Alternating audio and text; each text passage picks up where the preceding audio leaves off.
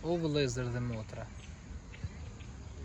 3 njerëz janë të mashtruar në këtë botë.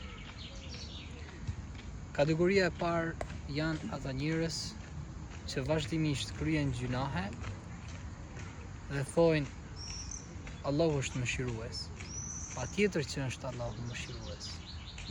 I fal gjunahet, i fal mëkatet, por kur ta kryesh pendimin për një mëkat, mos i kthehesh përsëri atij mëkati.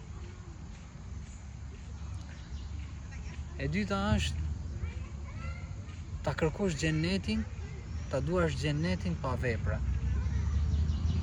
Vëllezër besimtar, a është dashuri ndaj prindit në qoftë se nuk e respektojmë prindin tonë me vepra?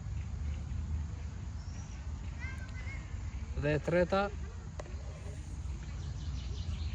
ai që pret të kthehet nesër, kur nuk e përgatit veten sot.